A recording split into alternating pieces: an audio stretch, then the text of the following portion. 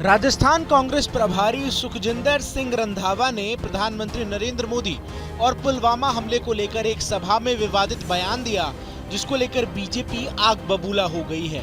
BJP के तमाम नेताओं ने सुखजिंदर को आड़े हाथों लिया और उन पर देश और प्रधानमंत्री मोदी के अपमान का आरोप लगाया।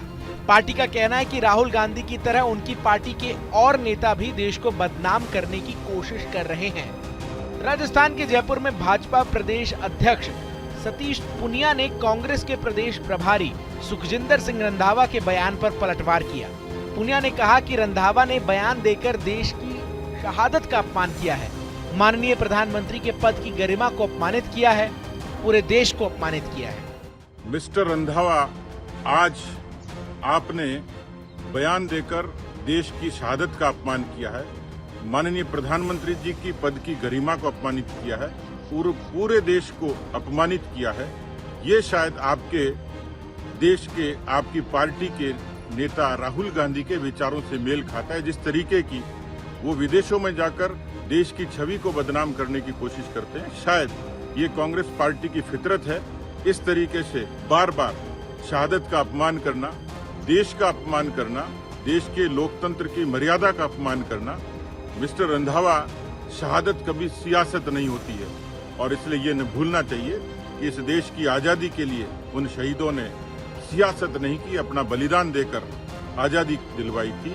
इस देश के लोकतंत्र की रक्षा कोई करता है तो देश में, देश की सीमा के भीतर और सीमा के बाहर काम करने वाला वो तमाम सैनिक काम करते हैं तो देश की रक्षा करते हैं। इसलिए मुझे लगता है कि आज जो आपका बयान है ये कांग्रेस की उस चरित्र का चित्रण करता है जिसमें लगातार देश के खिलाफ, सेना के खिलाफ, शहादत के खिलाफ आपकी लगातार बयानबाजी इस बात को साबित करती है। गौरतलब है कि कल कांग्रेस कार्यकर्ताओं को संबोधित करते हुए सुखजिंदर सिंह रंधावा ने कहा था कि वो सभी नेताओं से अपील करते हैं कि आपस में लड़ाई खत्म करें और मोदी को खत्म करने के बारे में सोचें।